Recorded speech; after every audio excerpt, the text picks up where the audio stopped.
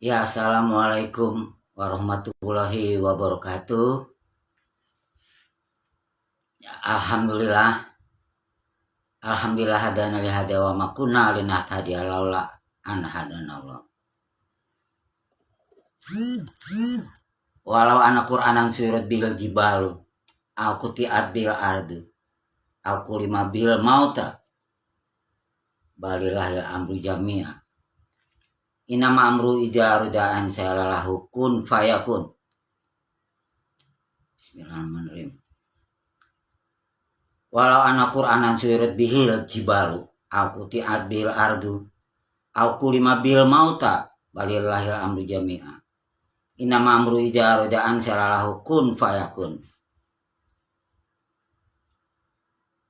Tulijul laila fin nahar, wa tulijun nahara fil laili, wa tuhrijul hayya minal mauta, wa tuhrijul mauta minal hayyi, wa tarjuku man tasya'u bighairi hisab. Ya amma ba'du. Selamat malam saudaraku kaum muslimin dan kaum muslimat, dan saudara-saudaraku setanah air, dimanapun kalian berada, semoga sehat selalu. Ya, pada malam ini saya mengangkat perspektif ya. Formatnya perang saudara di Sudan adalah keterangan yang real, yang realita, satu keterangan yang nyata. Maksudnya bagaimana itu? Ya, saya jelaskan ya. Jadi mungkin kalau beranggapannya, mungkin ya, anggapan orang-orang, wah ini memang karena berebut kekuasaan, ya, memang berebut kekuasaan sesama saudara muslim, karena di Sudan ini mayoritas adalah muslim Islam. Jadi kalau secara kasat matanya lah ya, itu berebut kekuasaan antara Jenderal Abdel Fattah Burhan, dia kepala angkatan bersenjata ya, kepala pasukan bersenjata, dan jenderal, ini sama dua jenderal nih. Satu lagi Jenderal Muhammad Hamdan Dagalo, sesama muslim, memang sana mayoritas muslim di Sudan ini.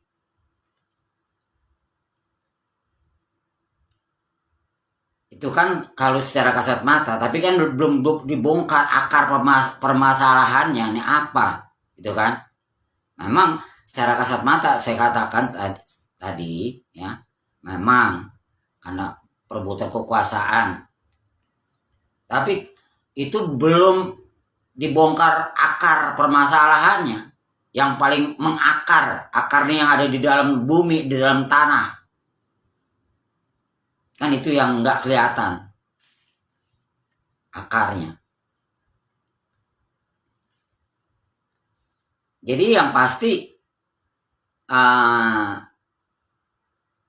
antara kedua jenderal ini ya, berebut kekuasaan, yang pasti adalah oleh karena mereka salah peribadatan. Sama dengan Indonesia.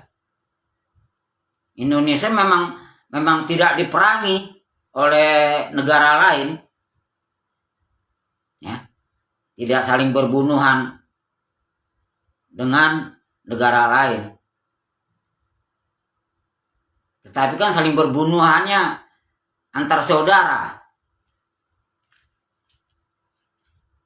Coba di negara-negara Arab, perhatikan, Suriah, Libya, dan negara Arab lain seperti apa mereka perang saudara sesama Islam.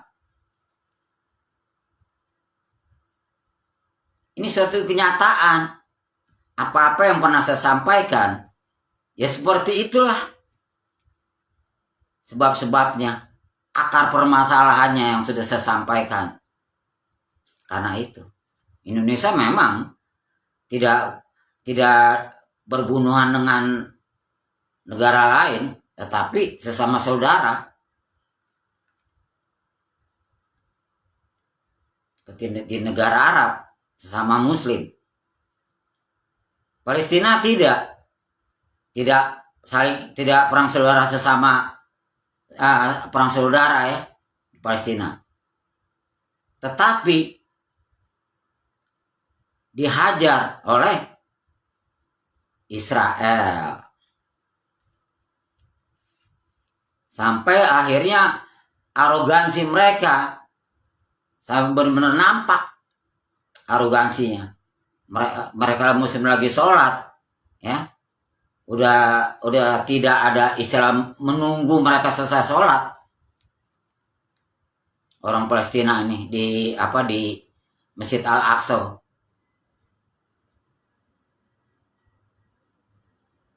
Dan itu pun jangan dilihat kasat matanya lagi, dilihat lagi akarnya lagi, bongkar akarnya yang berada di dalam tanah yang tidak terlihat. Ingat, bagi Allah tidak yang sembunyi baik di langit maupun di bumi. Allah Maha mengetahui tiap sesuatu.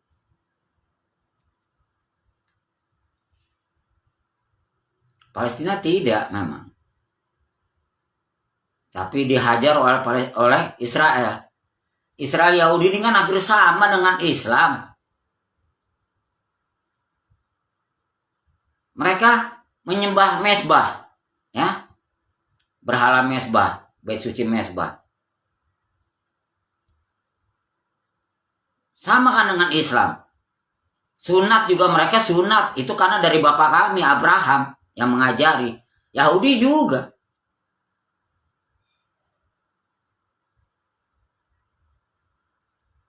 Tetapi oleh karena orang Muslim yang seperti kemarin saya bilang kafir teriak kafir. Orang Yahudi mungkin habis kesabaran. Orang Israel. Sedangkan pusat agama itu lahir dari sana. Ahmad yang dianugerahi Al-Quran tanpa adanya nabi-nabi terdahulu dari Israel tidak akan menjadi nabi.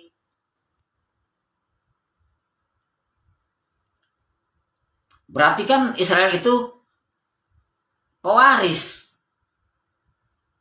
Dan yang mengajarkan juga memperkenalkan bahwa Allah Tuhan kita namanya Allah. Yang Maha Esa itu kan dari Abraham, dari Ibrahim. Mungkin kalau bahasa sana mungkin Yahweh. Ya. Tapi yang jelas artinya sama. Hanya beda bahasa. Dan mengajarkan Tuhan kita itu yang Esa. Begitu pula Yesus. Seperti yang sudah saya sampaikan di surat Markus 12 ya, ayat 28-29 di mana tentang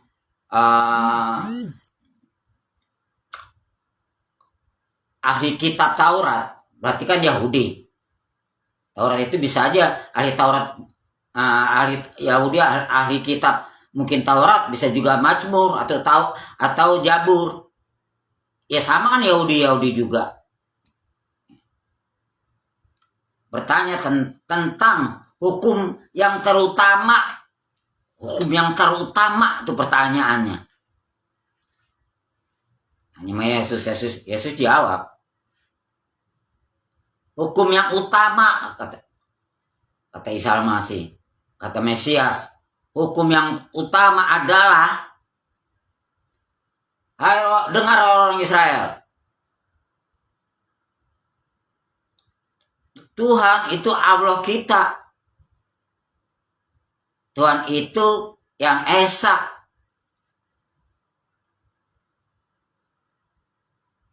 Kemudian di Ulangan itu di Perjanjian Lama, ya. Di surat di Ulangan 6 ayat 4. Sesungguhnya Tuhan itu Allah kita yang Esa. Nah kalau ada Esa kan ada satu, kalau ada Tuhan Yesus lagi, ada Tuhan Bapa lagi, gimana?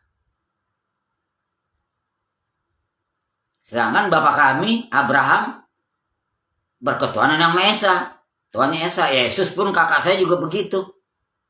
Ahmad pun yang dianugerahi Al-Quran pun begitu. Tuhannya namanya yang Maha Esa.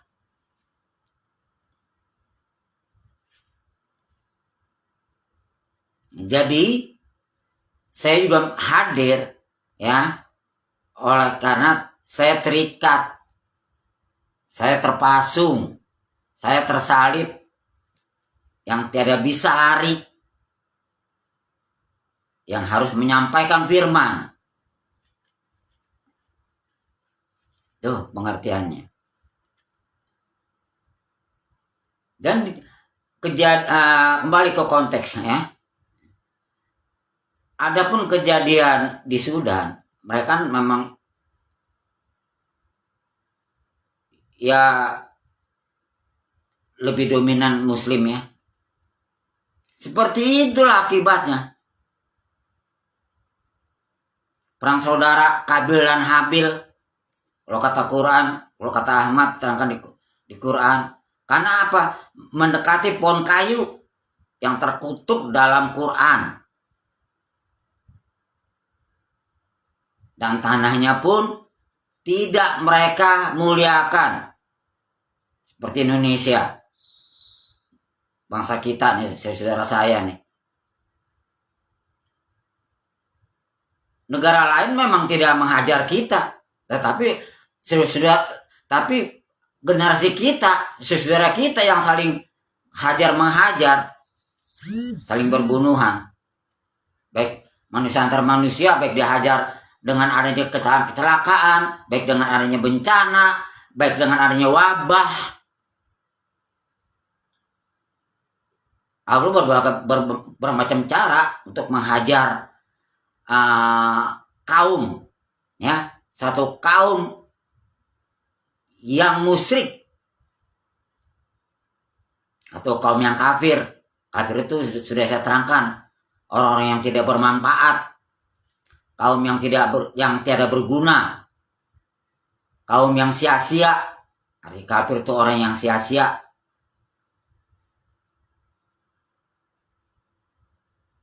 Kalau segera tidak dirubah, ya.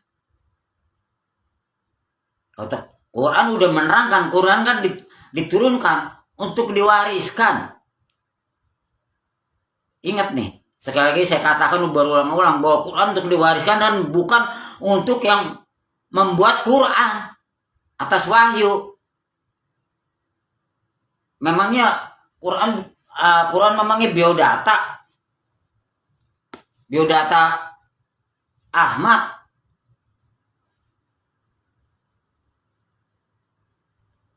Buat kita yang membaca, buat penerus.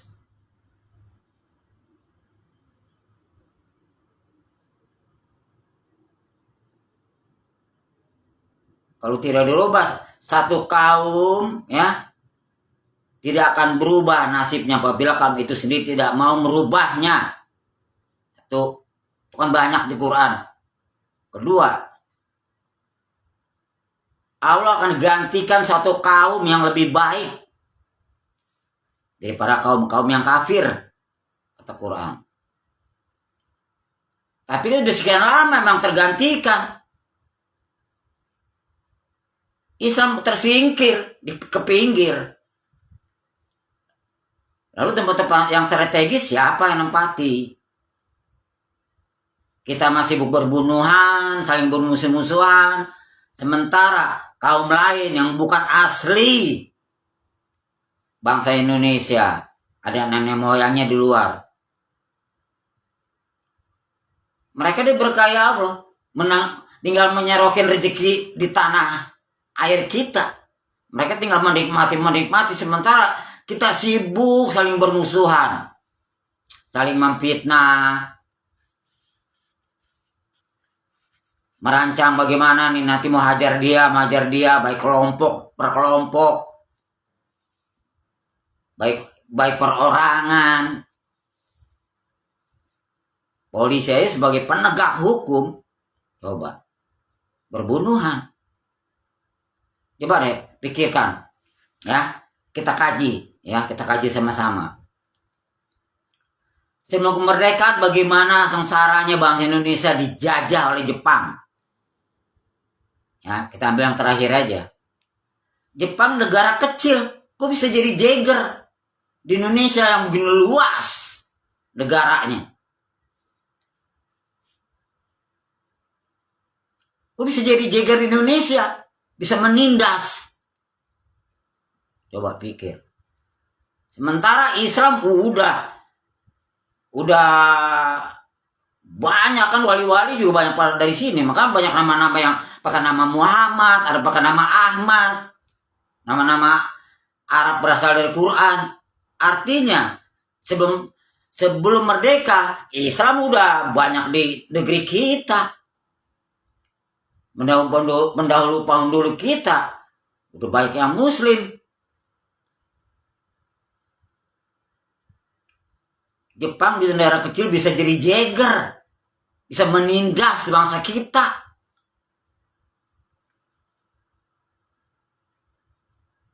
Kemudian merdeka tahun 45, ya. Baru mencicipi 20 tahun kemudian. Artinya berarti 1945 berarti 1965 terjadi pembunuhan perang saudara atas terjadinya adanya gerakan Partai Komunis Indonesia PKI, itu disebut G30S. Ada perang saudara, 6 jenderal dibuang ke lubang buaya, kemudian satu lagi kapten. Setelah itu kan diberantasin PKI. Diberantasin berarti banyak yang dibunuh-bunuhi. Bagaimanapun ya tetap mereka saudara kita. Jangan dilihat itu kan karena rejim Soeharto atau rejim Anu, jangan ke situ. Kan seperti itu mah kasat mata. Itu mah pola pikir atau aspek anak yang baru gede kali lah, baca sejarah juga ngerti. Akar dari permasalahan itu sebabnya apa? Kan dari sebab dan akibat. Sebabnya apa? Bongkar akar permasalahannya. Akar itu berada di dalam bumi. Itu yang dibongkar. Artinya tetap perang saudara. Oleh karena peribadatan udah salah. Baru 2 tahun nih, 20 tahun mencapai kemerdekaan, ya. Dan 65 terjadilah pembunuhan. Perang saudara. Itu tahun 65. Kemudian tahun 82 81 sekitar itu kan terjadi lagi pembunuhan atas kejahatan para residivis. Dikarung-karungin kan, dibuang, karungin dibuang entah di mana. Oh itu oleh karena kan mereka residivis, persah negara, persah penduduk. Ya memang kalau ke situnya sih benar. Dan juga jangan melihat itu rejim siapa, jangan, bukan itu. Akar permasalahannya, sebabnya dulu apa? Akarnya dulu bongkar sebabnya. Tetap kepribadatan.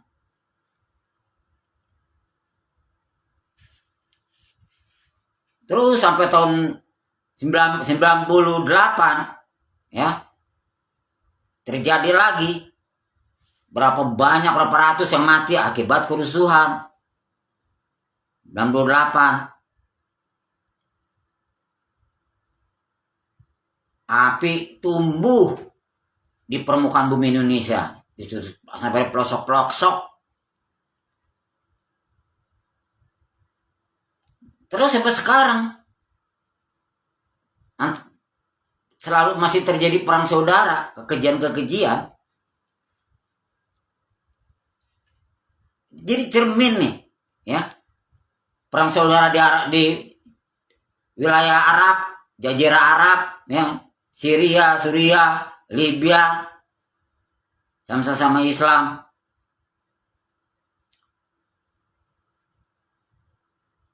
Itu akibat peribadatan yang salah.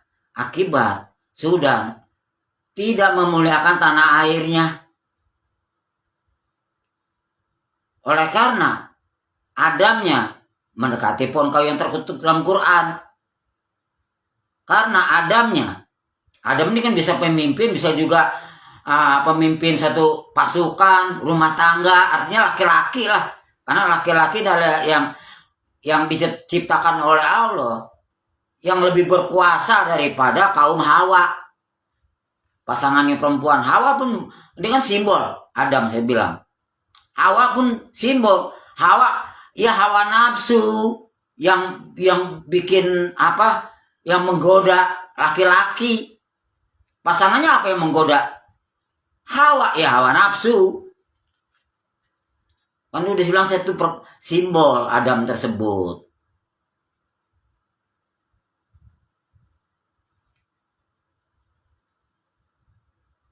Maka segera bagi yang mendengar video ini, buru-buru kasih tahu yang lain. Jangan stop, jangan pergi haji lagi. Sucikan tanah air, karena kita diciptakan dari tanah, udah disimboliskan, ya, tentang Adam. Kita diciptakan dari tanah air Indonesia, yang muliakan tanah air kita. Kemudian sholat udah sesuai, udah ringan, tapi sempurna. 2 waktu. Subhanahu wa ta'ala, suci Allah Tuhan pagi dan petang, subuh dan maghrib. Termasuk sudah diterangkan sama Abraham soal Allah menjadikan langit dan bumi selama 6 hari. Hari pertama roh alam yang lain dan permukaan air jadilah petang, jadi pagi sampai 6, begitu terus ya. Kemudian kita juga udah menyebut Ibrahimnya di ayat akhir. Kemudian juga di surat Isra, ya, di surat Isra ayat 78 juga menerangkan dirikanlah sembahyang dari condong matahari, berarti maghrib, ya, sampai gelap malam, dan Quran fajar itu subuh. Sesungguhnya Quran fajar itu dipersaksikan oleh malaikat.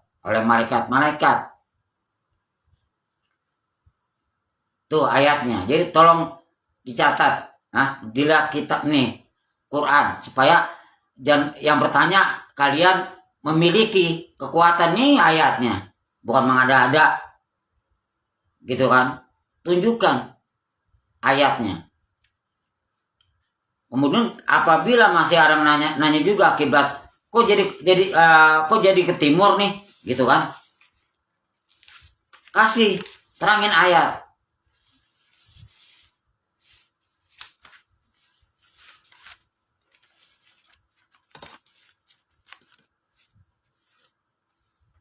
Terangkan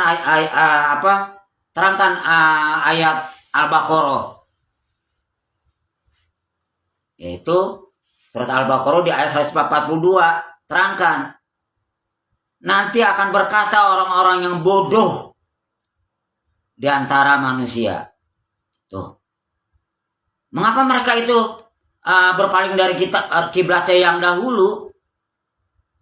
Katakanlah, kepunyaan Allah timur dan barat. Timur dulu sebutannya, karena matahari terbit dari timur. Subhanahu wa ta'ala, maksudnya Allah Tuhan pagi. Tuhan sebutnya pagi itu memang Tuhan. Ka'bah juga Tuhan, tanah juga Tuhan, batu juga Tuhan, gunung juga Tuhan, binatang juga Tuhan, pohon pun Tuhan. Tapi dari Tuhan-Tuhan yang ada, kalau salah caranya, musyrik. Jadi yang benar Tuhan yang mana? Yang Maha Esa. Tuh, kasih surat Al-Baqarah ayat 142. Biar suruh baca. Orang nanya.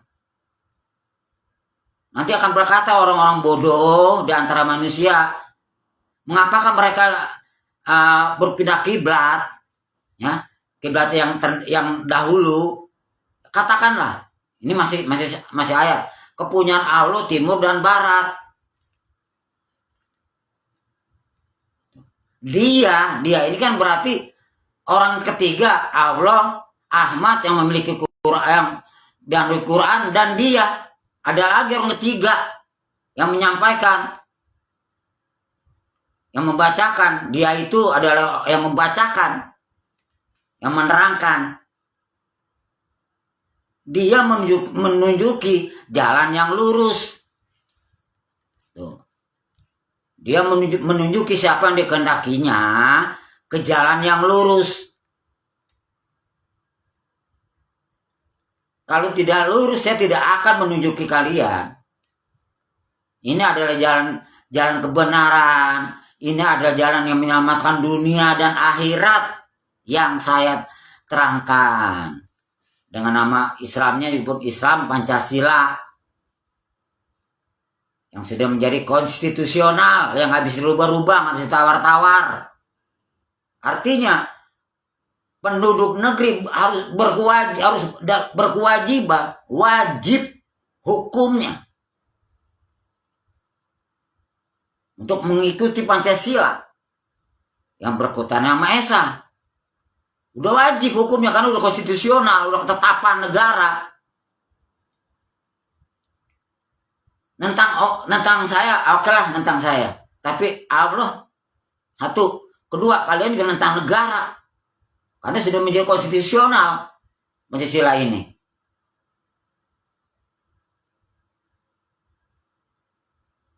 Gak ada jalan lain buat orang yang beragama di Indonesia kecuali ikut.